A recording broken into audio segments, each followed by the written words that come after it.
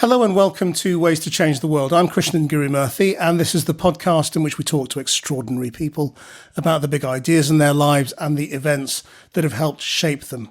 My guest this week doesn't really need a lot of introduction. She's incredibly famous. She is an actress, a comedy writer, a script editor. She was intimately involved in things like Absolutely Fabulous. She was a star on television through the 90s, doing some of the most high-profile celebrity interviews of the last, half a century. And now she's become a writer and campaigner on mental health issues with some very successful books, the latest of which is out now, and it's called And Now for the Good News. Ruby Wax, welcome.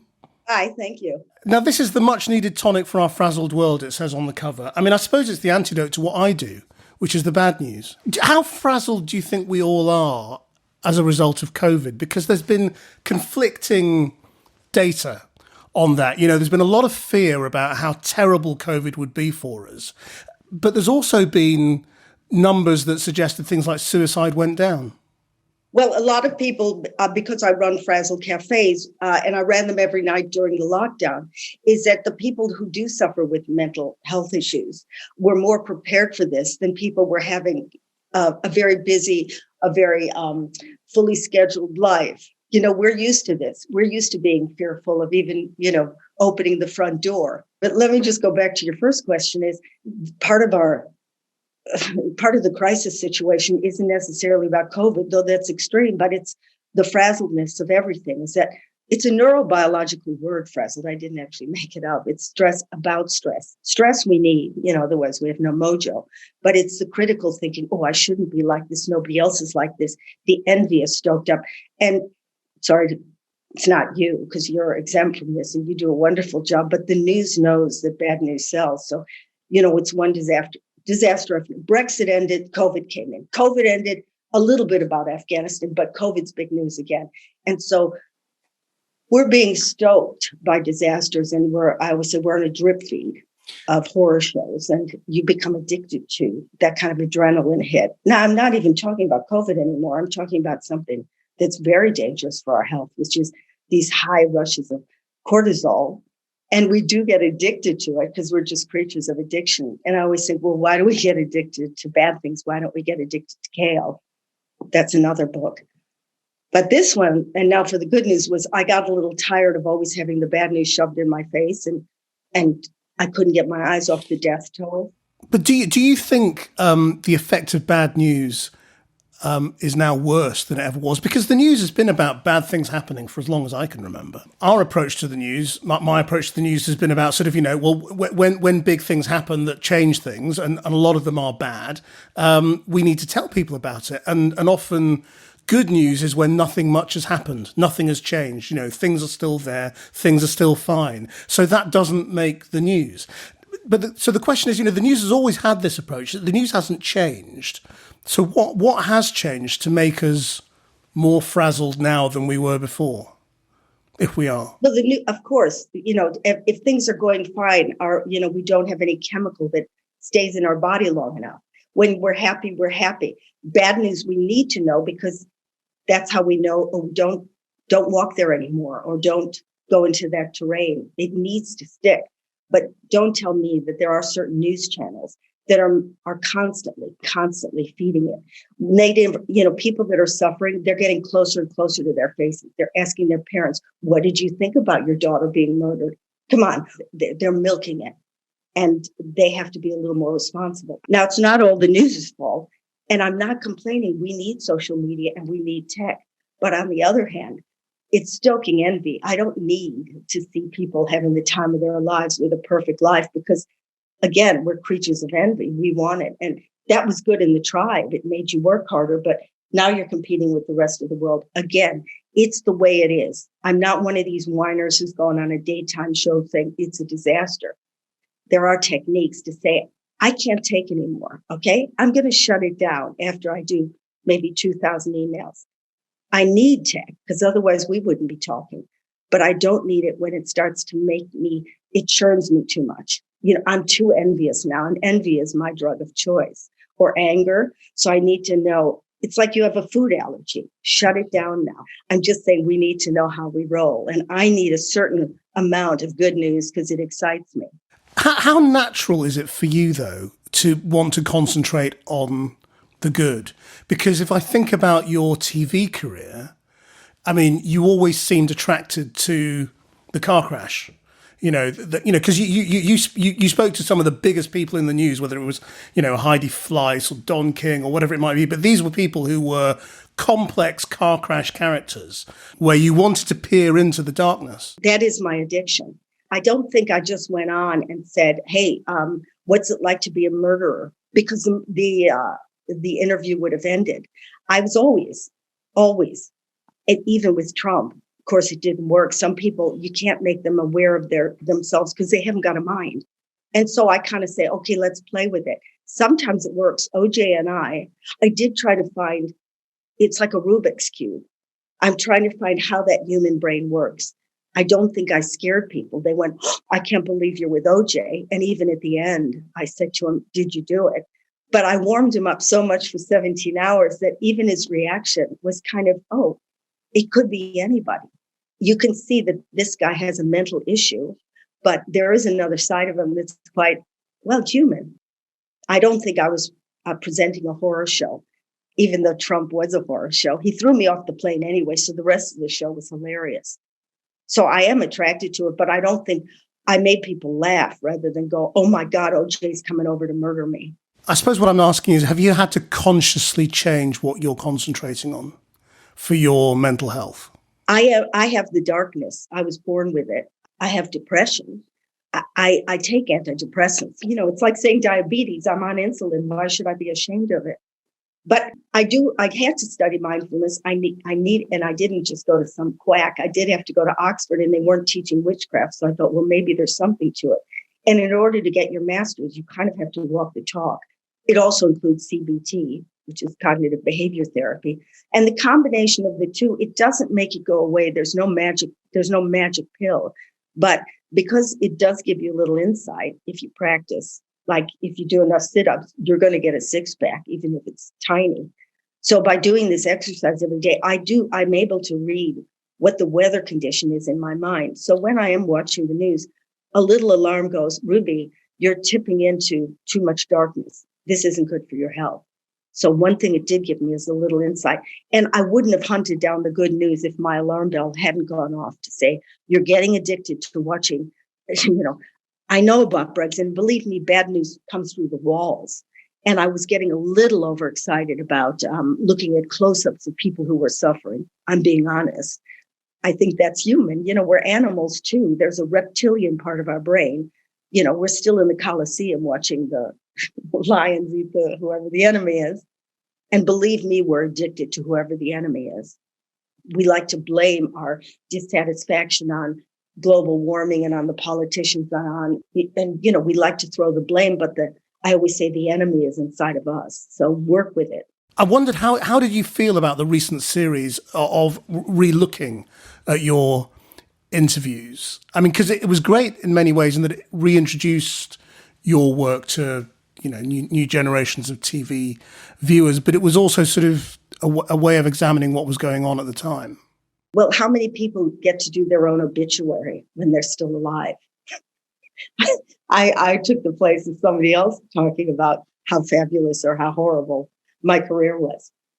They made me watch myself for 8 days, 8 hours a day. Believe me, that's a horror show. And I thought, oh, this girl's having the time of her life. So I swung between thinking, I see what she's doing. She's a kind of unpopular girl suddenly getting with the A-list and making them like her. And that's good TV in a way. And some of these girls, like Carrie Fisher, did become my girlfriend. I never would have met them. And on the other hand, I watched my addiction to being liked backfire. Especially it was the men that couldn't stand me because I became desperate and I became how I was around my dad. I could see it completely as a shrink would be watching. And I thought, Ruby, back off. And I would know things now that I didn't know then. But it was bad for my health ultimately because it put me back 20 years or 15 years to being desperate, being needy, being addicted to being famous. And I don't like that at all. It's really bad for my health. Otherwise, I wouldn't have, I said to Louis Theroux, who I've been obsessed with for 20 years, thinking he stole my job, and how much I didn't even allow the word Louis mentioned in my house. But when I met him, he was doing a podcast. He was the nicest guy what I've ever met him, really generous. And I think was partially responsible for putting me back on TV. And I said, please believe me, I'm not doing this interview to get back on TV. But I am always upset that I was thrown out because I did something terrible. I turned 50, and that's against the law of television. But luckily, I know about reinvention. So I said to Louis, without this happening, I wouldn't have gotten an OBE or gone to Oxford. So, by this age, I definitely would have been out of a job. And I don't want to be bitter saying, well, men go on until they're croaking, until they look like old elephants. And women, the minute you're not smooth, though I think I'm quite smooth and I'm not wearing makeup. Anyway, I'm not bitter and I have a great career. If somebody offered me something that was my interest on TV, which they don't, I might do it, but it brings out something really ugly in my personality. I find myself going, have they picked up another show? My voice goes like this. Did I get a lot of viewers? Today, I'm going to get how many books I sold in. And now for the good news. Today, believe me, however many I sold, my heart will break and go, does nobody love my books? And I don't like it. In a way, I don't want to know how many books were sold. And I may say, don't tell me. Because the thing I thought was really interesting was that, despite all your mindfulness and self-awareness, when you look back on your Trump interview, you were self-critical rather than critical of him. Well, mindfulness doesn't dull you out. I'm not sitting on a gluten-free cushion. It makes you see reality much clearer, but I'm not punishing myself.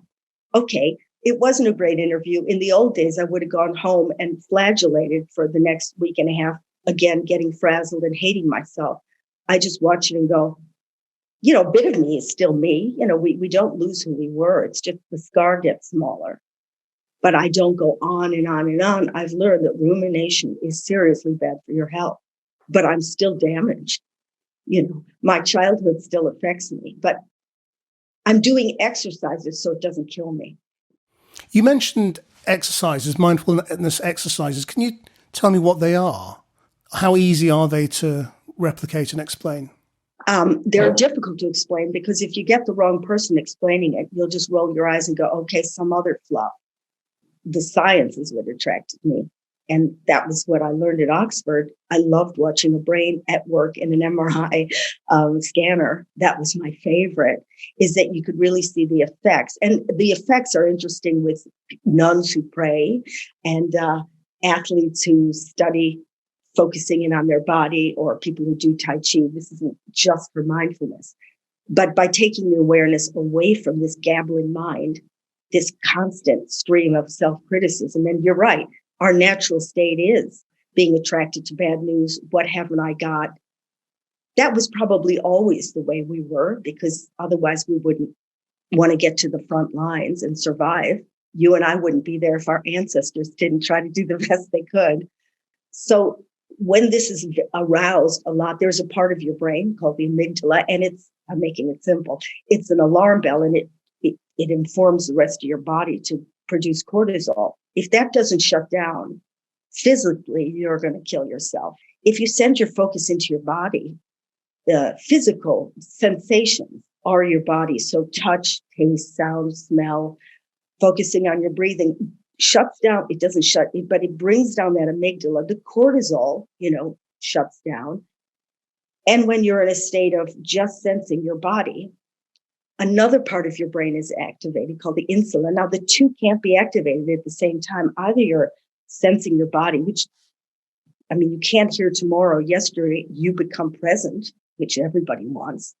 And for a moment, you're back home. Now, the thoughts will come because we're thinking creatures.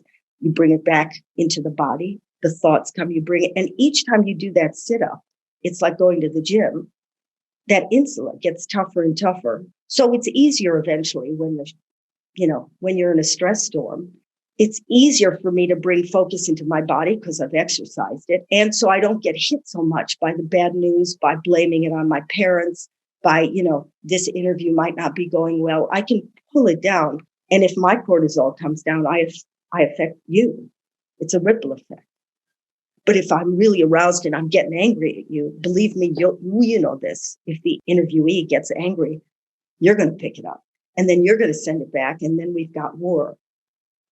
It's an exercise. It's just like doing a sit-up. And can you do that while we're doing this interview? Like, can you sort of also think about your breathing or your body while we're talking about? Well, if we're too engaged, I'm else? having fun. I'm playing tennis. If you suddenly focus on your body, you won't be able to hit the balls back. But if I can sense myself getting nervous, and I know I've had 2 cups of coffee, so I'm talking too quickly. I shouldn't have done that. If I notice I'm talking too much, which I do notice in this, I'm sometimes talking over you. I will bring my focus back to my breath, though that's hard while you're talking. But my feet on the ground, I can feel the ground. I can feel myself sitting on the chair. And if I just flick there for a second, I know this bubbles down a little bit. You won't notice it.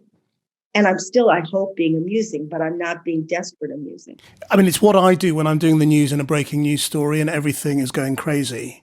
And I slow everything down sort of thing and calm everything down and go, right, go into my own little world. It's not conscious mindfulness, but it's just kind of the way that I think this is how I can look like I know what I'm doing when everything is going mad around me. And it's how I can stay calm on TV when I've no idea what the hell's going on.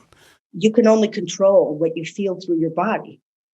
You can't ask somebody to do it. There's no chewing gum that's going to make you do it. You can't swallow a tranquilizer and people go, oh, I get calm when I jog or I garden. Well, while you're doing the news, good luck doing some golfing. So you need to do it in the situation. And that's why you do what you do. I do mindfulness. God help the next person. They need some equipment.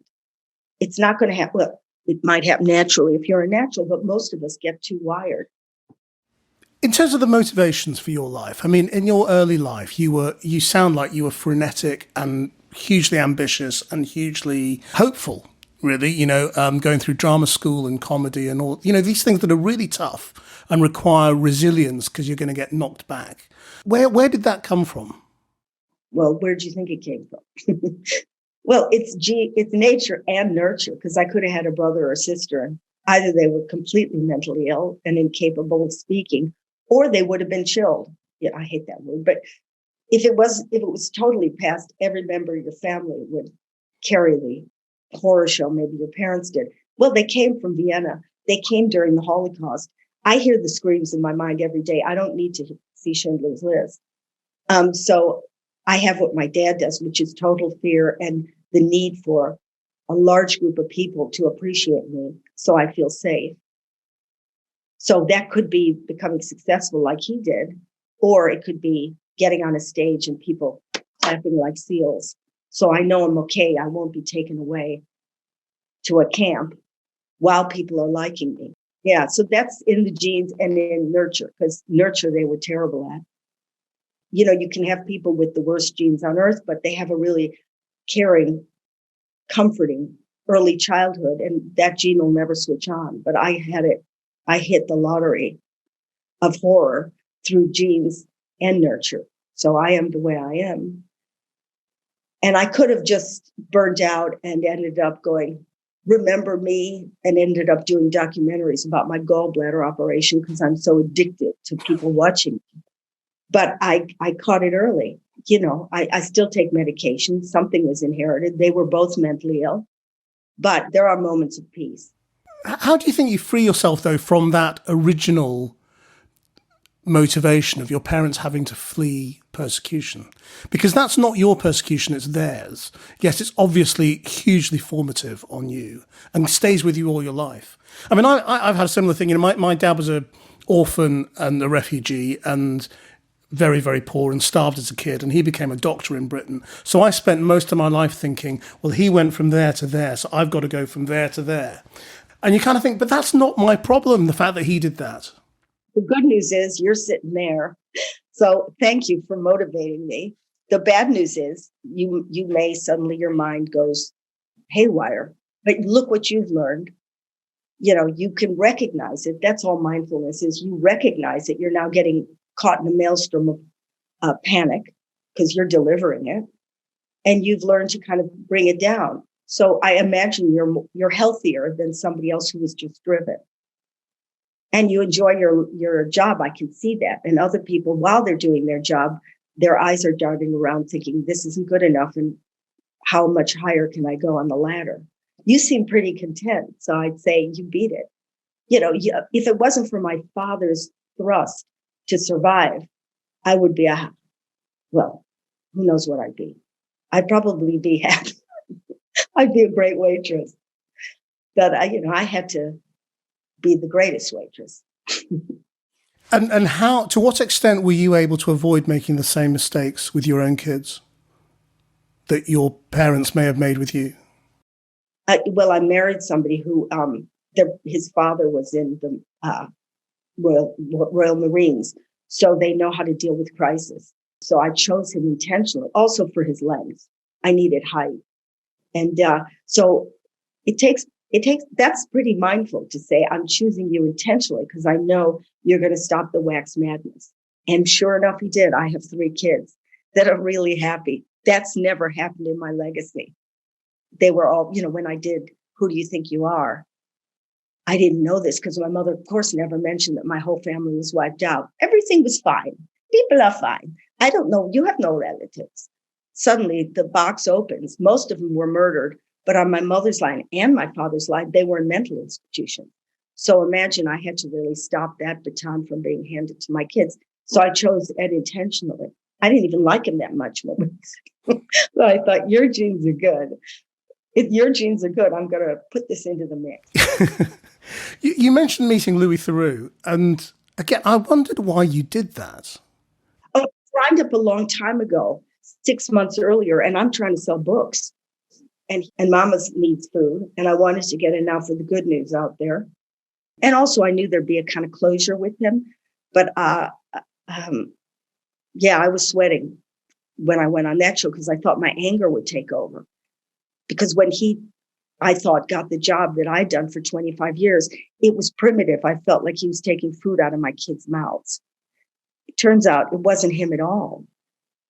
He was just doing a great job with his shows. There was somebody in the BBC who made sure I never worked again, but I'm not going to mention names. Anyway, I thank them for my OBE. But why do you think? I mean, I was listening to it thinking, this is really odd, because obviously there's this huge sort of, competition in all performing professions and rivalries between news presenters and all those sorts of things as well.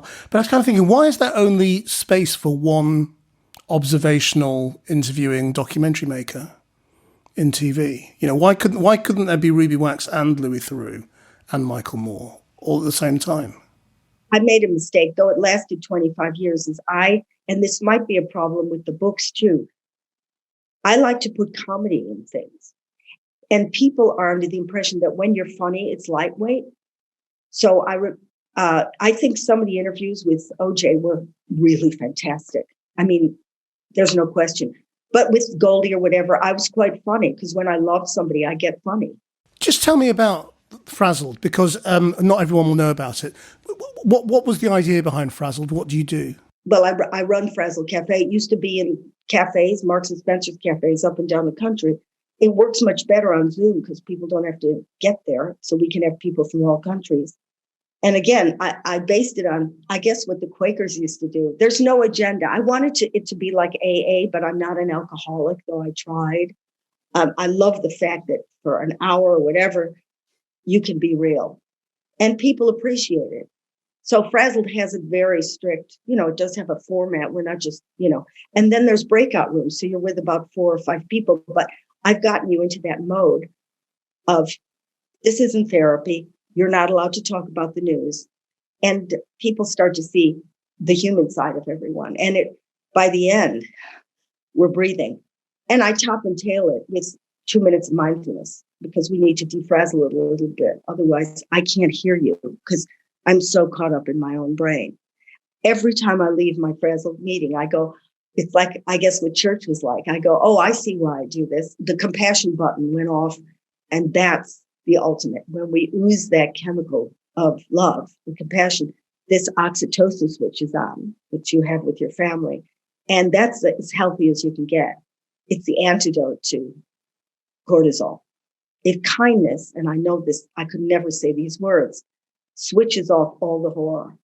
But you can't live in that state. I mean, you can, I can't, but at least you know the button's there. So my next book, which is about finding meaning, and again, I'm going around, you don't have to go there, but find your own. I'm just giving you the menu of what's out there. I did work in a refugee camp. I do work in a psych ward. I'm not saying bully for me. I am giving you Buddhism. I am giving you what Jews see, but they're not what I'm really into. I'm really into where does the button switch on? Meaning and purpose is what's left over from COVID.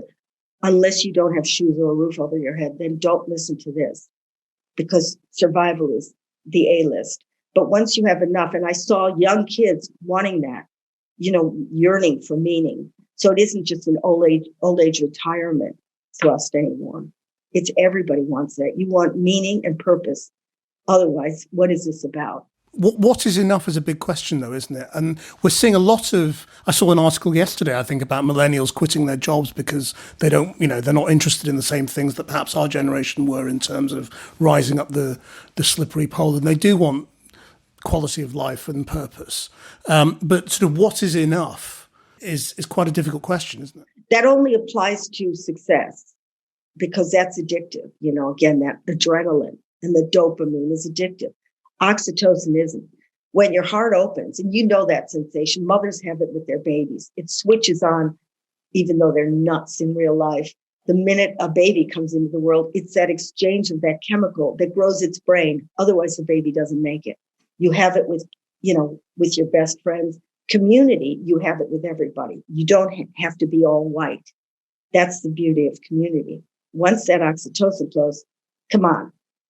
And now I'm addicted to doing this stuff. I'm still a, selfish narcissist, but I'm doing a barter system. Like I can be selfish and then I have to do something really nice and then I can even it out. That's my latest thing.